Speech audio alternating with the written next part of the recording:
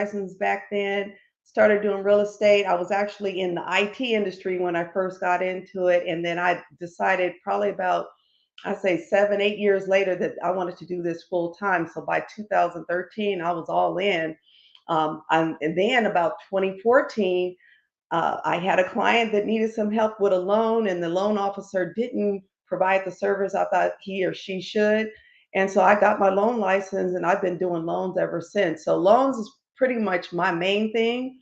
And I love doing mortgage loans, and I'm here to answer questions if I can. All right then. All right. So Miss Francine, unmute yourself and tell the viewers a little bit about you and your background and why I keep saying you guys are the dynamic duo. Um, I've been doing real estate since 2004. And I got started because my sister was looking for a house. And just like Sheila, she wasn't getting the service that she could have been getting. They weren't listening to her. And I found the house for her, but I couldn't get paid because I didn't have a license. So I got my license and I've been doing it ever since. I love helping people find the right home for them. You don't have to necessarily, um, you do need to take into consideration what you can afford, but you just don't mean that you just got to take any old thing just because you can afford it. So I helped my sister find her first house, and I enjoy doing that. I enjoy solving problems for people. And like you said, and having a great loan officer, especially one like Sheila, makes the job a lot easier for my clients. Yeah, yeah, absolutely. Well, that's a great segue into the first question that I have. And so I'll start with you, Francine.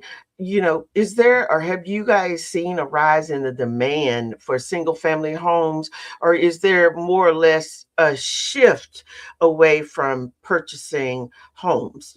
People still want to rent. What I found is that people who need a home are going to buy a home. Hmm. The interest rate is not scaring them off. I have a client; they needed more space. It it was either stay where you are and stay packed in, or either you get more space. And so they did what they needed to do to get more space. And so your need is driving the real estate industry. People are going to buy um, when they need to buy. I think that's the way to say it. When somebody needs something, they'll do it. This is Hmm. not a casual purchase anyway. Right. So you think through it, you come up with a game plan, and then you execute on the plan and you do what you need to do. You're not Mhm. afraid of the interest rate because Sheila can talk about that part of it. You're not afraid to walk in if you have the right team. Right. You don't do this on a fluke. You do it intentionally. Hmm. I think that's not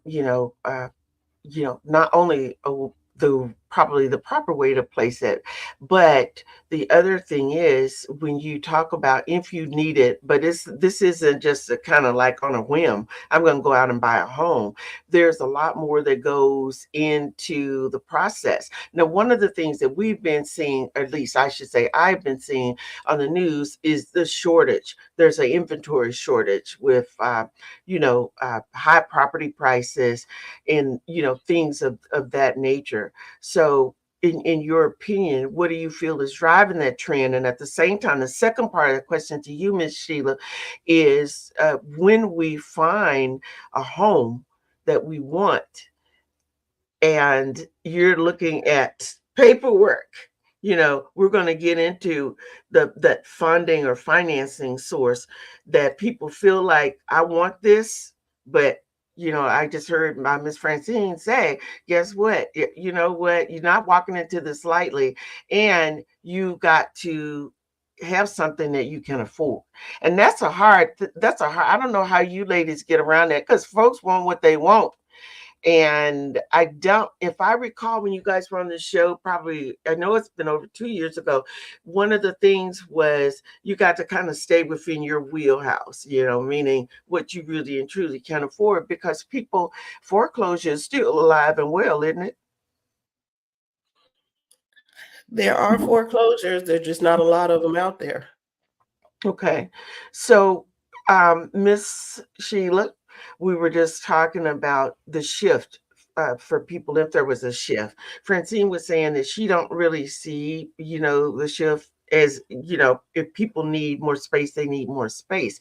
But in your opinion, I think that because you guys work hand in hand together, how do you guys deal with that? Because I don't think Francine comes in and say, I got this loan I want you to write.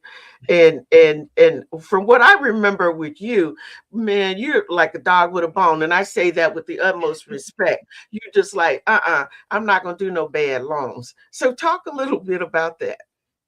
So I'll start by saying I'm still not going to do any bad loans. I'm not going to put somebody in a loan that I think would position them to lose. Like I cannot do that, and I wouldn't be able to sleep at night.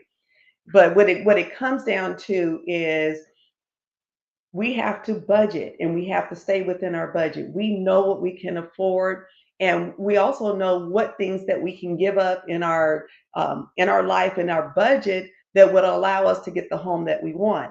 I kind of think of it this way, and a lot of people have gone to go buy a car, and they go there, and in their mind, or they say it out loud that I want my car payment to be no more than X. But when they get there and they find that card that they really want and it has all the bells and whistles, then they decide, is it worth it for me? Is the time right? And the difference between the purchase of a home and a purchase of a car is that your home is going to appreciate.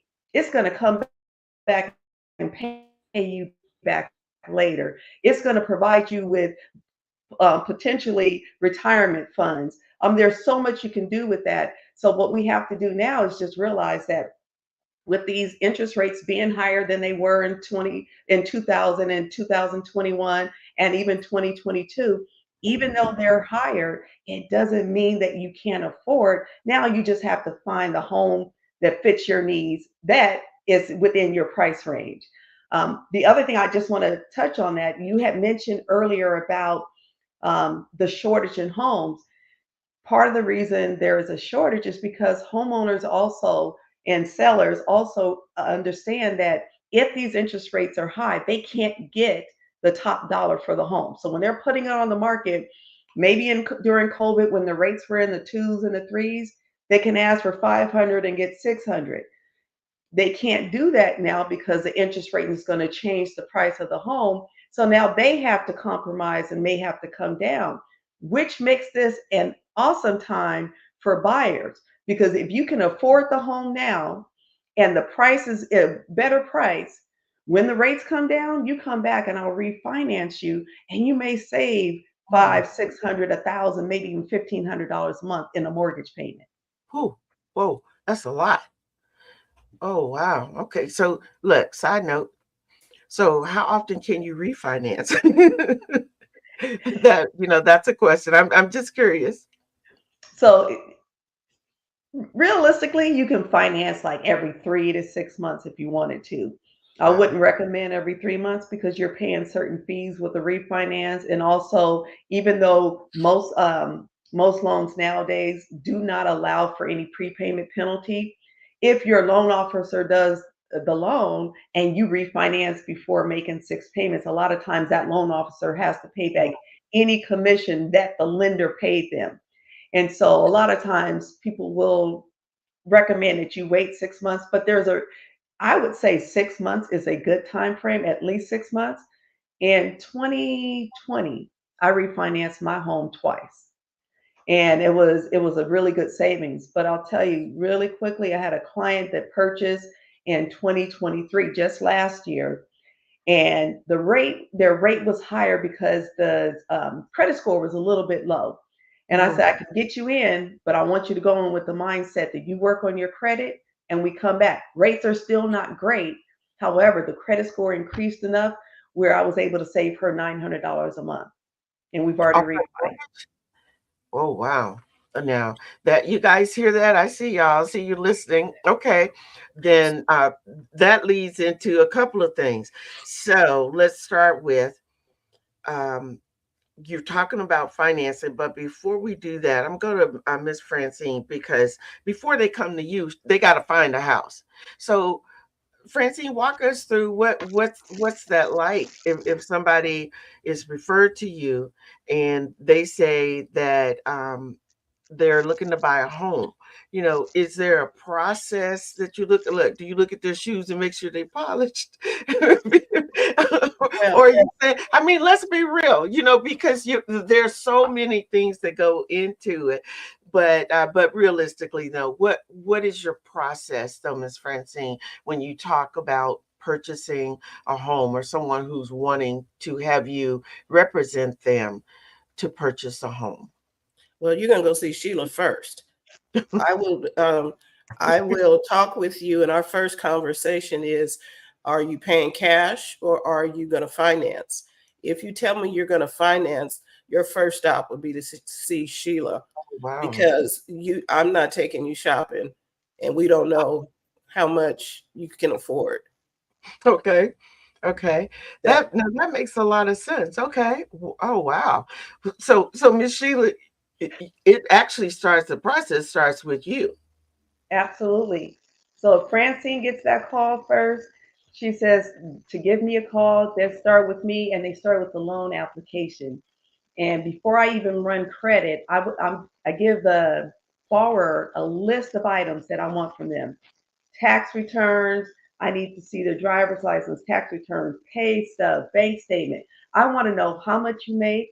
I have a Mhm. verifications team. They'll confirm and do a verification of employment to confirm your income. I want to look at your assets. Do you have enough money to put down and for closing costs? That's really important because even if you qualify with income, if you don't have the money, you're not ready. And if they don't have the money, then I look to see if there are any programs that I can find for them to help them get across the finish line. Mhm. Once we have everything, I run their credit, I have about 95% of the list of items.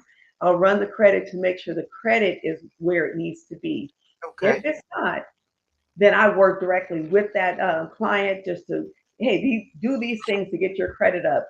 Francine and I had a client maybe like 2, 3 months ago. Francine, he came in and his credit was below where I needed it. And I said, well, I'm going to give you some tasks to do. I gave him some homework. Within a month, I kid you not, his score went up 90 points. It I, did. I, and he had the money ready to go, or he no, he had some of the money, but he also had a house. He was trying to keep a house. I gave him advice. I talked to Francine. I said he can't keep the house and do the loan that we're trying to do. So he needed to sell. I'll put him back in Francine's hands so she can list his house and get him ready for that next purchase. And Wow. that's what we're doing right now. He's getting the house ready to sell. He saw something he wanted to buy, so now he's really in what is the word I want to say? He's all in on something that he saw that's in his price range, because Sheila had qualified him. He qualified for quite a bit more than what um, he wanted to pay. Mhm. Just, Okay. I mean, because you can pay, just because you can afford 600, don't mean you have to pay Right. 600. And he was like, no, I don't want to pay that. Okay, because he said I wanted a certain amount per month that he So wanted to pay. So Yeah. Go That's ahead. that's one thing that Francine and I also go back and forth and make sure that our clients that we're working with that they understand. I'm going to tell you the max that you qualify for, and I'll show you what that payment looks like. Right. And I'll Oh. also ask, what are you comfortable with? What's the maximum you're comfortable paying? So that you can see side by side what the difference. So someone may qualify for a 600 or $800,000 house, but they want a $400,000 or $500,000 payment. So that's where we have that meeting and we set that purchase price. So then Francine can go out and find the home. Mhm. Wow. I mean, what a neat. And you guys have been doing this for how long together?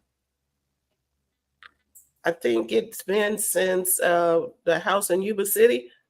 2017, I met you, right? Yeah. Wow. Wow. I mean, talk about, a team. That says a lot. But with that, let me transition and just ask this question then. Francine, things have changed. There's been some new rules as it relates to buyers, sellers, the real estate agents splitting commissions. I guess that's what I'm looking for. So what's new and what's changed, and why did this even need to happen? Okay, this is a grand topic. So here's the thing, nothing has actually changed. According to DRE rules, commissions have always been negotiable, always. The thing that happened with the DOJ was because there were some companies who got caught they had a file and they wrote this in writing that they told their agents don't show anything that's uh, less than 2%. And they put that in writing. I was like, why would you do that? It's not ethical. I have had a situation where my clients wanted a house, and in some of the new builds, they do not give uh, commissions. Am I not going to show you the house just because they're not going to pay me a commission? I can't do that. I'm here for the best interest of my client. So that means I share with you whatever house you want, not just because I'm going to get paid. You are always looking out for the best interest of your client, not your own interests. You're not looking commission first. You're looking for taking care of your clients. So you negotiate, like if I have a listing, I negotiate uh, with the sellers as to how much they're going to pay me. The sellers do not pay the buyer's agent. I pay the buyer's agent. I negotiate with the seller for how much they're going to pay me, and I take out of what I'm getting paid and share it. I hope that makes sense. Yeah. Um, Yeah, it does. But it was like it was such a big to do about, oh, so, and we know, unlike Sheila, you have unscrupulous people who have been in the business and been around. And I personally had experienced that, first of all, as a single woman, a single parent buying my first home here in California. And a guy kept trying to give me, no, well, you get this loan, and then you get another loan on top. And it just didn't even make sense. And they just really just just really just stressing me out, and I ended up not going with them at all. It was just, I had felt so much pressure to do this, and it's a house I really really wanted. I mean, I really wanted it. It fit all the things that I needed. However, when it kept talking about, you know oh, you get this loan, and then I got a friend over here who's going to do this other loan, and it just didn't make sense. And I'm going to have two mortgage payments. Is that what it boils down to? So I can say, for the both of you and listening to you, how you deal with that, that totally makes a lot of sense. And Francine, kudos to you for saying, am I not going to show you a home because I'm not going to get commission? I think people don't understand that, when you give out, it's given to you, and so sometimes that actually happens. So I want to go back to Sheila. Before we take a break, Sheila, I want to ask you, when it comes to purchasing, you already said that before anybody goes to Francine, or Francine sends them to you, Right. right? But I'm just really curious, going back to some of the examples that you used, if you know for a fact, or you just sense, because you got spidey senses, okay? You got spidey senses. So with the spidey senses, if you sense, because people can bring you all the paperwork and things that you're asking for. However, we also know that things can change in the blink of an eye. And sometimes you may not know all of the backstory. So, with your spidey senses, how do you protect, if that's the correct word, protect the client, protect yourself, and protect what it is that they're trying to do. Does that make sense? Yes, it does. So Yeah. even verifying that what I have is the most accurate and up to date information. Mm-hmm. Mm-hmm. So like I said, like one part of the process is I do a verification of employment, verification of income. And I don't do this through the client. I actually will go directly to their employer, and I'm making sure that what I see is what we have. As far as the assets, meaning like the bank account, the retirement, I do ask them to provide statements. I'll be totally honest. There are people out there that will try to edit their statements, and they'll try to edit things. I mean, the lenders now and these mortgage companies, they have high alert. They are looking for people. They're trying to catch people doing fraudulent things.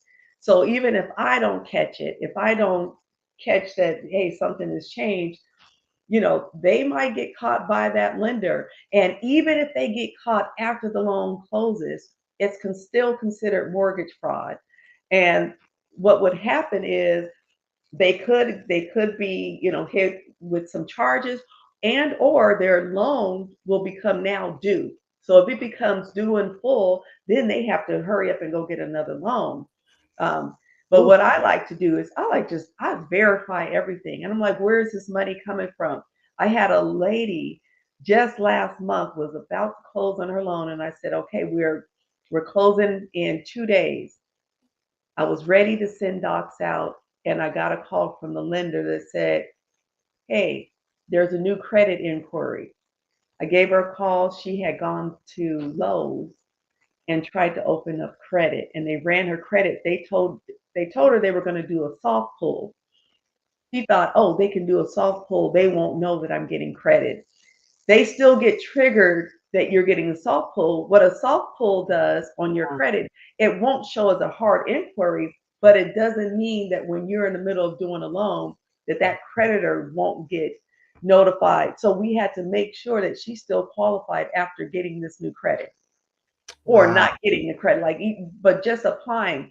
So that's the thing. Like, people don't know that they have systems in place now where they're checking and double checking, and they're checking right before you close.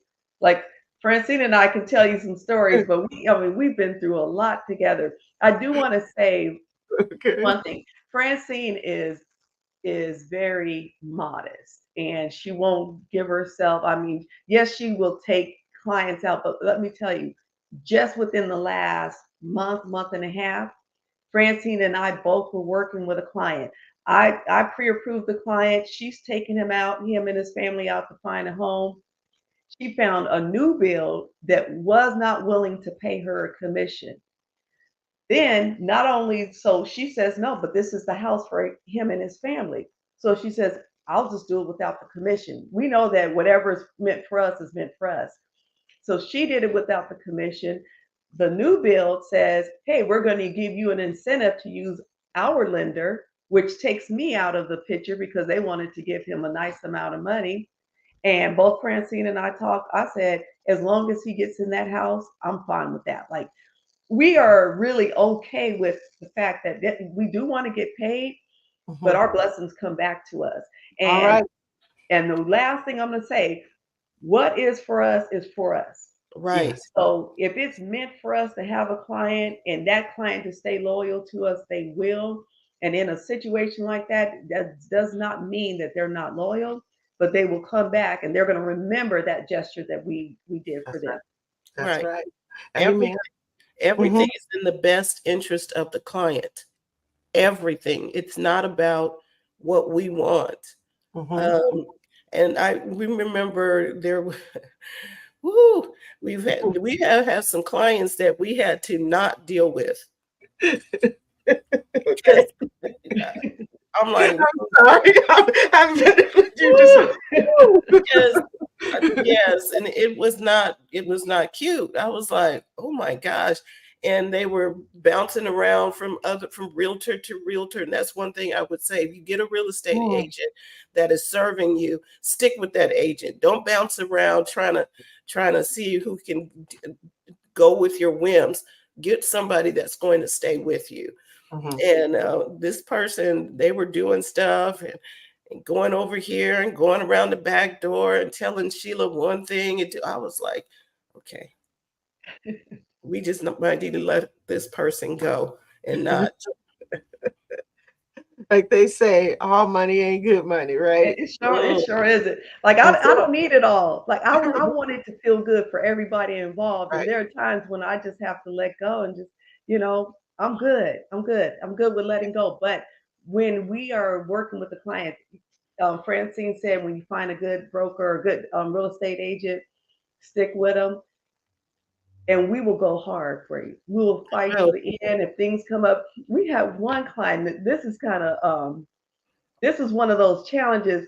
This lady came to us. She said, hey, she showed me, like, I have money in my retirement. I'm ready to go. We were ready to get her across the finish line. Francine found her house, and then she came back and said, I don't have any money. She had enough money to put down, but not enough to close. And Francine said, what do we do?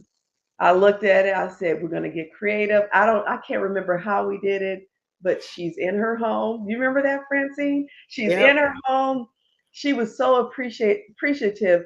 But if we know what we're working with, we can figure it out. If we right, have if we have to work with the sellers to help get some credits, we'll do whatever we have to do. But we just have to, like, we just need our clients to be honest and be upfront with us so we right. know what we're working with. And honesty. that's the key, honesty. Hmm. Just tell us that, oh, I don't got no money, instead of trying to put on this fabulous front. No, I don't have closing costs. Okay, now Sheila can go to bat. We can figure out where we're going to get the closing Hmm. costs. Hmm. Hmm. Yeah. Sheila didn't tell you about that one person who quit his job right before we were closing. Yeah, Oh the Lord. week of the week of closing. I was Okay. like, say what? Oh no. But Sheila got it done. Right. I And told I was like, you. how are you doing this? How do you just quit your job knowing you're in the middle of doing this? Mm. Look, well, that's a whole nother subject because stress will make you do some crazy things, right? But Mhm. look, we're going to take a really quick break. Miss Carolyn, I saw your questions in the comment section. When we come back, I'm going to pose it to you ladies and let you respond to it. But we're just going to take a really quick break. Guys, don't go anywhere. Thank you so much for tuning in. You are listening to the Gloria Balley-Ray Show live with Miss Francine Gregory and Miss Sheila Moody, the dynamic duo.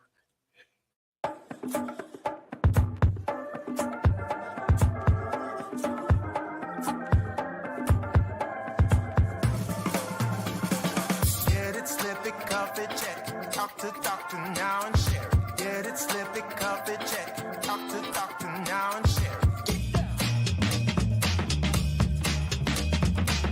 Gonna get it, gonna slip it, gonna cuff it. Check it, talk to doctor and share it. Gonna get it, gonna slip it, gonna cuff it. Check it, talk to doctor and share it. Get it, slip it, cuff it, check it. High blood pressure silently affects millions of Americans. Staying on top of your blood pressure is as simple as these 4 easy steps. Self-monitoring is power.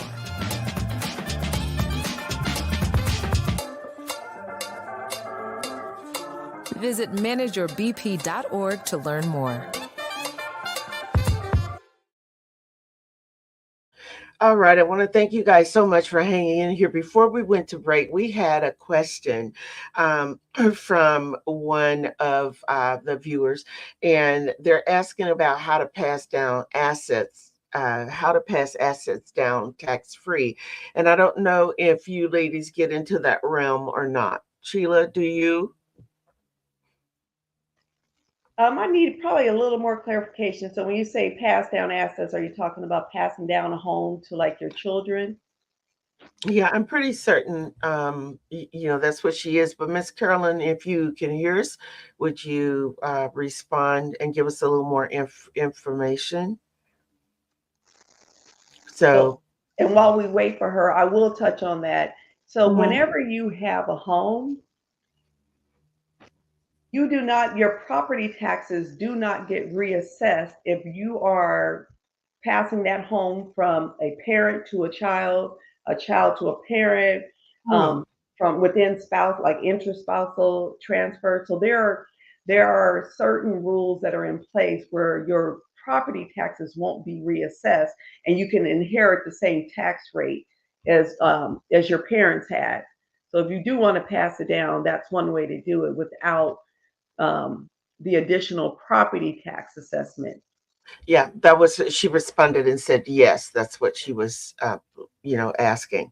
So thank you very much. This is the beauty of the show, you guys. You can put in your questions in the comment section and allow Miss Sheila and Miss Francine to respond, to you. So in keeping with that, one of the other questions that's really hot right now, you ladies, is artificial intelligence. Now, I'm telling you, look, I'm just gonna let loose, let you guys just go for it. Talk about artificial intelligence as it impacts or affects your business, or how it is being used, or if it is. Who Well, goes first? I'll just say something that I've seen that I think is awesome. So when you What? get a listing, let's say you get someone says, I want to put my house on the market, and you go there and it's not very appealing to the eye. You can use AI to actually furnish the home virtually to give the buyers like a look of the potential. It's almost like going to a new build, and they got the model homes. 9 times out of 10, our home will never look exactly like the model unless we buy the model with all the furniture in it. But at least the potential of the home. And I think AI is doing a really great job with that. Don't you, Yes. Francine? Yes, because when I have a listing and it is not quite the way it needs to be shown, I will offer that service. And there's a company that I use, and they will make that house like, wow, what happened? Now, we still have to let people know that this has been virtually staged so that they're not shocked when they go into the home and it's not quite what the picture showed. You tell people that it's been virtually staged, but you're giving them a glimpse of what it could be. Oh, I think that is awesome. Y'all just gave me an idea. I need to virtually just show my husband how a certain room would look in this house if it was cleaned up. So, so thank you for that. I like that nugget for sure. So moving on, and that's wow, it's amazing. So let's talk for a moment, going back to Sheila, about points. I never really understood points. So why does everyone that gets a loan has to pay points? Who gets that money? Where does that come from? Can you talk about that? Yeah, absolutely. So first thing is, not everyone has to pay points. So it's not with every single loan. But what happens is, when we run your credit, so based on your individual profile, let's say you're buying a $500,000 house, your credit score is 620, and you're putting 3.5% down. So there's this what's called an at par rate. That means based on your profile, your debt to income ratio, take all these things into consideration. There's an algorithm that says, here's your at par rate. At par may be, let's say it's 6.5%.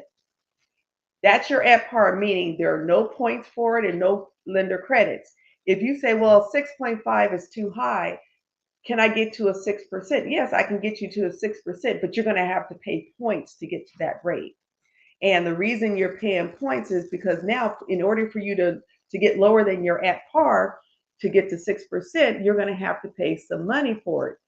Part of that is higher interest rate means the lender is collecting higher amount of interest on your each payment. That helps to protect them in case you default because you don't have, the credit that you need to have to get the best rate. However, at the same time, you may say to me, hey, I'm short cash to close. I'm like, your at par rate is 6.5, but I can get you an extra 5,000 lender credit if you go to 7. They can give you that 5,000 towards closing because they're going to be collecting more interest from you. So they're going to be able to recoup that money.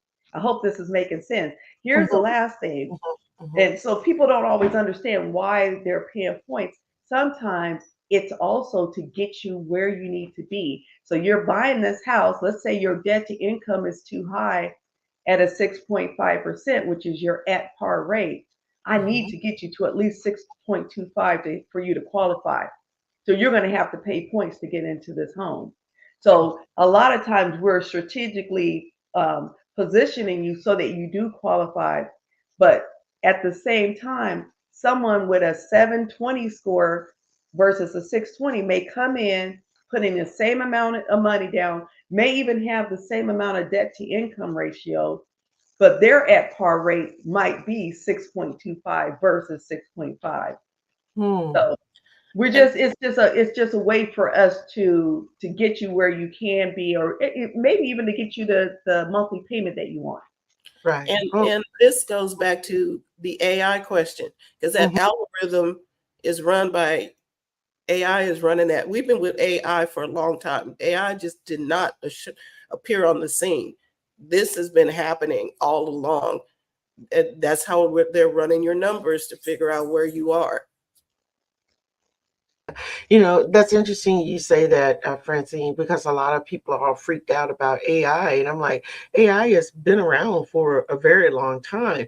But it's like with anything, the trend kind of, it starts to bubble up. And I just think back, look, Sheila, I know you're probably too young to remember the Jetsons and, those cartoons. The new 45. Remember when the new 45? And when you think about it, a watch that talks, or you got messages on it, or the iPad. So all of these things, and I'm saying, now it's robots, right? And so everybody thought, what was it, the Roomba robot? That was, oh my gosh, I would never have that thing. And now I go in, and the thing is bumping your feet and leg, and I'm like, what y'all got going on in here? So Thank it's you. just right. It's just amazing how technology is continuing to evolve and happen in that way. So thank you for explaining about points. And definitely the word at par. When you are at par, it's like, oh, okay. So that totally makes a lot of sense. But let me shift for a minute. Miss Francine, you are a realtor. All right, where are you allowed to practice or sell real estate at? Is it just here in California, or is it only in a certain area or not? All of California. Now, here's Okay. the thing. I am not going to practice in Southern California because the dynamics of Southern California are not Mhm. the same as here. But I will find a person or persons that I can refer clients to that know the area, Okay. so that, because you want somebody who knows the area. Yeah, You that's true. don't, yeah. And even the Bay Area to Sacramento is totally different. There's Hmm. the regulations and statutes are different from city to city. So even though I can practice all over California, it would be in your best interest for me to be where I know what I know. Okay. But I So you're send you in your somebody. pocket. Yeah, and Yeah. I send you someplace where that person is a specialist. Just like if you were going to the doctor and you're not a cardiologist, you're a GP, right? Hmm. Hmm. Okay, you don't want the GP working on you if you need something to do with your heart. Right. Right. For sure. But Sheila, is it the same for you, or is it different? A little different. Now, I am licensed as a realtor in California. So, as far as real estate transactions, just California. However, the company that I work for is licensed in about 48 states to do loans. I'm a real estate broker, excuse me. So, I'm able to process and get your loan closed in about 48 states. Wow. Okay, you guys heard that, 48 states. So look, what are the two states that we need to avoid? Can you tell Oh us? no, but I just closed two this week, yesterday and today in Alabama. And I'll tell you this, you guys, I'm ready to move to Alabama. Their property taxes are so low. I mean, people out here, we're looking at 10 to 14 to $16,000 a year. The same house out there, you're paying like 4,000 a year or Right. less than that, 2,000 a year. But yeah, I've been doing everything. I don't even know. I can't remember the two. I think Alaska may be one, and Okay. maybe Hawaii. I can't do Hawaii, or maybe New York is. I can't remember, but I'll stay focused on the ones I can do. I heard that, and that's a great segue into the next question that I had for you, is because now what we're seeing, there's a shift. I don't know if you guys are seeing it, but there's a shift for a lot of people moving back south, Alabama, Mississippi, Tennessee. So, and like you said, they can get big properties for less than, I mean, it is, I can't even say it's a fraction of what they were paying here. And it seems like families, the trend seems to be that families want to raise their children where there's some property where they can rip and run and play and have a big house and all of that. So I don't know. And so I ask you where that, for a reason, that was a setup. So y'all, if you move to any of those places, Miss Sheila can, it can do your loan for you. But have you guys noticed that, Francine? Have you seen it? People seem to be moving out, and we hear it a lot. A lot of people moving to Texas.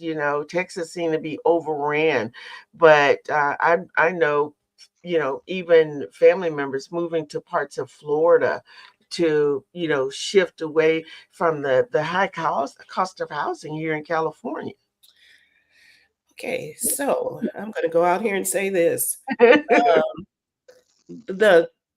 In Texas, I have family that lives in Texas, and they moved there. And at first, it was all grand and gravy. But now the property prices are climbing because we're having all these people from California coming into Texas. So that's a thing. But you may be surprised that when you get there, the property prices are not that different. I can't say anything about Alabama, but Texas, you want to make sure that it is in your intention that when you go, you don't have any plans for coming back the other way. That's Because real. Yeah. That's really real. You Yeah. know what? And I Yeah. want to piggyback on what she's saying. Now, Okay. I think I've closed more loans in Texas this year than I've done in California. Like it's in almost Wow. everyone that I've closed in Texas this year is a Californian that's moved to Texas. And so Wow. here's been my experience. Mhm. Texas is still better than Atlanta. Atlanta has gotten really pricey. They've gotten expensive. Atlanta used to be where you can go out there and just go pay cash for a house. Atlanta is very comparable to California when it comes to home prices. Texas, you still can get a deal. Here's the issue with Texas. We have a rule of thumb in most of California, especially Northern California, that property taxes are calculated at a 1.25% rate of your purchase price. In Texas, I did two loans in a 1 month. I think it was in March or April. One house, the property tax rate was 2.8%. The other one was 3.8%. So the difference is we may have higher prices in California, but their taxes will cause your mortgage to be almost the same. Like that property tax rate is high. So, you have to take that into consideration too when you're moving there. Look at, have your real estate agent or your loan officer explain to you what the potential property tax rate could be, because that could be a deal breaker. And that's one of the things that, like, I'm looking into it and I'm thinking, I may want to retire in somewhere that's a lot less expensive, but if I'm going to do that, I may want to purchase now and not wait until I'm ready to retire so that I can already have that property there, because it's not like it was just, even 5 years ago. Yeah, you're absolutely right. And it's interesting to hear you say that, because even, I'm from this little small town. You blink an eye, you done already driven through it, right? And in terms of people looking to move, and it's like Mississippi, it's like Alabama. You can go there and basically get a 4 or 5,000 square foot home for basically nothing. I mean, literally, you're talking under 100,000. So I get that, but there are also other things to consider, y'all. I see Miss Carolyn. She was agreeing with you, Miss Sheila. She was like, yes. So that part right there, so when you pick up and you move, you're absolutely right, but you've got to be prepared to understand what that entails. And moving, when you've been accustomed to living in California, moving to the South for a lot of people, it's definitely a transition, a major transition. So it's all well and nice and good in the 4-car garages, but like you said, when I'm 70, 80, I'm not trying to worry about having cleaning a 5 or 6,000 square foot home. And I mean, it's even bigger than that for some of the others. But you make an excellent point when it comes to purchasing, if you're going to do it. But I'll just say I have a brother live in Alabama. So yeah, Alabama, definitely you wouldn't go there. Wait, what part of Alabama? Mobile. Oh, okay. Mobile. Mm-hmm. So Yes. there's another aspect. Your income, now, if you're going there after retirement, it probably is not going to be a problem. But if you're working, the cost of living is different than it is in California. We get paid well here. Just saying. So you have to think everything has to be intentional. If you're going to make that move, make sure you count up everything before you just do it. Yeah. You know what? Go ahead, Ms. Sheila. I was going to say I had a client. When Francine said this, it reminded me of this client. She just closed a couple months ago in Texas, and her income, she was young, and I mean, the income was really good, a few $100,000 a year. And she's buying in Texas. So the whole time I'm doing the loan and doing everything, in my mind, I kept thinking, how is she? I mean, that's what they're making in Texas? Like, I need to know if I need to go get a job where she is and go buy a house in Texas. But here's what I found out. When we got to the end, we're like, wait a minute, what location in Texas do you work for this company? She didn't. She worked virtually, but she worked remotely. Her home base for her job was San Francisco. So she was being paid San Francisco wages, working remotely, and she's buying in Texas. I just closed one of the people that I closed on today. They're relocating from North Carolina to Alabama. I got their verification of employment and a letter of explanation from their employer. They're going to be working remotely. It's cheaper and everything's cheaper for them leaving Charlotte, coming to Alabama. And guess what? They're working remotely and they can afford a lot more home, and they got a gang of land. So, there are things that people can do where maybe they don't have to get hit with that, hey, the cost of living balances it out, where you can feel like you're doing something and make it more and living better. Yeah, but you know what? There's been a shift. There are a number of companies where during COVID, people picked up and moved to other parts to the Midwest, Right. Back to the East Coast and down south.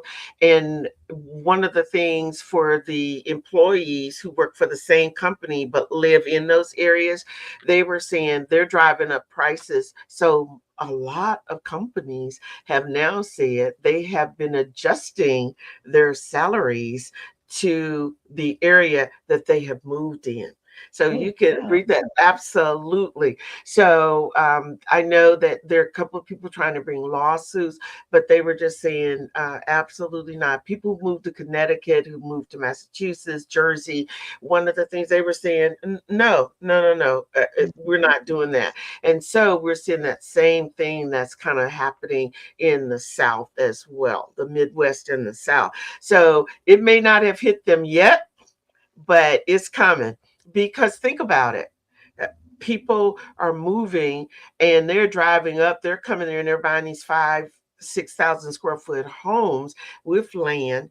And yet, in terms of their peers, they're saying, wait, I've been working. And so my salary isn't up here. So that's why companies have gone to adjusting. So yeah. I mean, I don't know if I totally agree with the companies adjusting, but it makes sense. I Mhm. understand what they're doing. I mean, that's what happened here in Sacramento area. Like Mm, Francine and I are in the Sacramento area, and people coming from the Bay Area drove up the prices. I mean, they started in like right. the 90s. They started really coming early 2000s. And I remember my first house I bought for 157,000, 2,500 square foot. Ooh, Man, if I wanted that same house today, I would spend over 600,000 to buy that same house. yeah, you're right. Bay Area's moved up. Elk Grove is one of my, my favorite places, and Right, now that's changed. It's just unheard of. So right. the same thing. That we know this happening, but thank you. We could talk about this forever, but look, let me get back to a few questions because our time is getting away. So let's talk about for a moment. Um, we talked about the migration, but how do you, both of you, stay ahead of rapidly changing markets from leveraging not only technology, but, adopting innovative business strategies? Because things are changing all the time, right? So how do you ladies stay abreast of what's happening and what's changing? So you want to go first, Francine? No, go ahead. Okay, so a couple things with me. I'm a part of an organization called the National Association of Real Estate Brokers. The acronym NAREB is the premier network of Black real estate professionals throughout the nation. And being a part of NAREB, not only do we have conferences, we have actually our annual convention coming up in August in New Orleans, but they're always putting on webinars, and there's training, there's information. They come together, but we get together locally. So we have a local chapter, and Francine and I both are at those meetings. But we bring in experts that talk about the changing market, what's happening, what's different. We Right. stay close to our local association as well. So you got the Sacramento Association of Realtors, and that at the state level, the national level. But you have to, like anything, you can't stop learning. You can't stop going out there reading, finding out what's changing. And then, like Francine and I, when the NAR lawsuit came up, we got on the phone and started talking about how is this going to impact? Are we panicking? So, like being able to network and have conversations with people. That's something that I do. Right. And it's the same here. You study the industry. Doctors take continuing education. Nurses take in continuing education. Teachers, everybody has continuing education in their field. Real estate agents and mortgage professionals also have continuing education. You don't get around that. We are constantly studying. We get more emails about what's new, and things are coming in all the time, and we take time to read it. If it's going to impact our clients, then we need to know about it. Yeah, absolutely. So I asked this question to the both of you. In your opinion, what do you see as trends? Are there any major trends that's happening in real estate and in lending that people need to be aware of? And the second part of that is, what advice would you give to someone that is saying, I am looking to purchase a home, and I'm not sure where I really need to begin? And we started out talking about all of the things that they need to have, but sometimes some people just need to dummy down, right? That you may can afford a 3-bedroom, 1.5 bath house, those kinds of things. But what are the trends that that you feel are on the horizon for real estate as well as for the lending industry? So that's the first question. Go ahead, Okay, Sheila. I'll talk about the trends on the lending. One of the trends is rate buy downs. And this is amazing. I'll just say it quickly. I had a client They're buying a house almost 700,000. With today's rates, their payment was going to be 51 over almost 5,200 a month. And they qualified, but they really didn't want it. We did a rate buy down, got the seller to pay for the rate buy down. And what it did is we did a 3-2-1 buy down. The first year, first 12 payments, same loan, same rate, everything, but the seller paid for the buy down. Their payment was $37.47. Their payment went down $1,400 a month. So they had 3 years of a reduced payment. Rate buy downs is a new trend, not a new trend, but it's a trend that people are using that they never really took advantage of as much as they are now. Ooh, And So, $3,700 versus 51. Yeah. Okay. Francine, what say you? thinking about trends, and I'm going to go back to what I talked about before, where the real estate, everybody is online. People are finding their homes right here. And so I get clients all the time, oh, I want to see this house. And they go in here. And so the trend is people are looking on their devices more than necessarily talking to a real estate professional. And what is that called? They are really leaning into the Redfins, the Realtor.com, Zillow, whoever is out there, but you need to have somebody that you can talk to, not a whole bunch of somebodies, but one somebody that you can talk to. Like the reason why I like working with Sheila is because I know what I'm going to get when I speak with her. Sometimes I get clients who got their loan, their pre-approval letter from a place like Rocket Mortgage or something, and we never talk to the same person.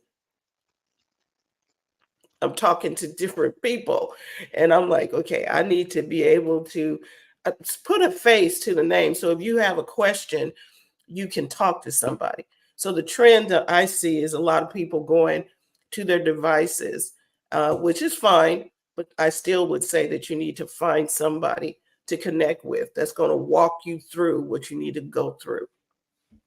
Mm-hmm. So you answered that in both parts questions because you were talking about what people need to do, not just rely on. Because I hear that a lot. Zillow's, Rocket Mortgage, all, and I just like don't. For me, I feel like I need to talk to somebody. I need to have like a conversation face to face. I need to know you. I need to check your body language and all of those things. But we still know that there are people out there who don't think that they can afford a mortgage. Although they're paying $3,000 a month for rent for a 1 or 2 bedroom, when they could have, it may be a 2 bedroom, a 2+ bedroom. But what what I'm getting at is, what advice would you have for people who are like that they just really don't believe that they could qualify to own a home as opposed to paying someone else's mortgage? well, that's the key right there. They are paying a mortgage, they're just not paying their own mortgage. And Right. sometimes it takes a while before someone really understands that they're worth having their own and that they can see the benefit. I think it's just the fear of the commitment. And they'd rather make a 12-month commitment. And I think that some people, and I talked to this one client before, she felt like there was a lifelong commitment. And I explained to her the difference is sometimes it's harder to get out of a lease than it is to get out of a home that you own. If you decide, hey, this isn't working out for me, you can sell the home. But what the difference is, you're going to make some money 9 times out of 10. It's going to appreciate. So in 2 years, if you walk away from that lease and you end your lease, you're going to walk away with maybe the security deposit. Whereas if you sell your home, you may walk away with 50,000, 100, or even more, or 50,000, 100,000, or even more. So a lot of times it just takes someone talking to you, explaining to you that you are worthy and that you can do it. Because, and I'll say this really quickly, it was 1997, And I was at a job and I was talking to this man. I said, I wish I could buy a home. I wish I could afford a home. He goes, why can't you buy? I said, I don't have 20% to put down. He said, who told you had to put 20%? I said, I thought everybody had to put 20% down. And he said, no, you don't have to put 20%. And you can buy a home. I had a list of reasons why I couldn't buy, and I needed one person to tell me that I could. I Mm. put together a plan. When he told me that, I called a loan officer. They told me what I needed to do. I put together a 6-month plan. I stopped going to the club. I was young. I was clubbing and everything. I said, I'm gonna stop going to the club and save my money. And I paid off all my credit cards, paid everything down.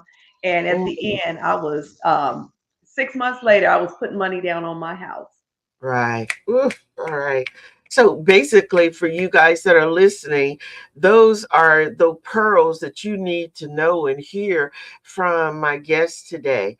Is because instead of you saying, I can't, change it to I can. That was the word today in the spiritual message, is that instead of saying I don't have, you say, Lord, I thank you for it. Right. And when you start having that mind shift of what it is that you can have and stop believing. But you are so right, Miss Sheila. This is for the younger and some of the older people. You're just out there, you making money, and you're paying Uncle Sam all these taxes. But in reality, you just need to talk to someone. So I want to say to all you viewers, you see Miss Francine's number. If you're in the Sacramento Bay Area, you need to call Miss Francine. She's no joke. Sister's just serious. She's serious about making sure that you have a home and that you're stable in that home. Miss Sheila, you heard me say she don't play. She got spidey senses. You see her number. And so, and she's in 48 states. And by the way, the Gloria Balley-Ray show airs all over the world. So we are worldwide. So all of y'all, if you're coming, I see some of you are Africa, you coming over here, come over here and move to this area. Get Miss Sheila to help you out. But you guys don't have an excuse. And that's why I wanted to do this, is so that you can really see yourself in your home, not somebody else's home, your home. Okay, that's the deal. So, any parting words, Sheila or Francine, before we, end the show? Get someone to help you. Get a real estate buddy. You need to have somebody help you. Uh, Mhm. Real estate is not to be done by itself. There's a lot of complexities, and Sheila and I make that a lot easier and more enjoyable for the process when you have somebody that you can talk to who is on your side. And I like to say that the first step is to get pre-approved. If you're not ready, let me help you get ready. And like it just don't give up. Put together a plan. Maybe you just need to save some money, but it's easier to save when you know what you're saving for or how much you need to save. Or if you need to increase your score, let me help you. Yeah. That's Yeah. it. Okay. So, ladies, don't you go anywhere. You stay right here. All right. I'm going to be right back with you. I want to say to all of you that have been tuned in, it is my hope and my desire that something has been said that has inspired you, that will motivate you, that will also assist you in your challenges as it relates to purchasing a home. Guys, time's up. Let's quit playing around. Put that one foot in front of the other, and let's make sure that you do the right thing. You heard it from the experts. You can always go back and watch the show. It stays up on YouTube forever. But I really and truly hope that you've gotten as much out of it as I have and the rest of you. Also, I want to remind you the Gloria Balley-Ray show is every Tuesday, 5 to 6 p.m. Pacific Standard Time. Tell a friend, and be sure and follow me, and I'm going to end it with this. I always say this: the quality of your life is actually determined by the decisions that you make. So be well, be blessed until this time, Tuesday of next week. Peace out.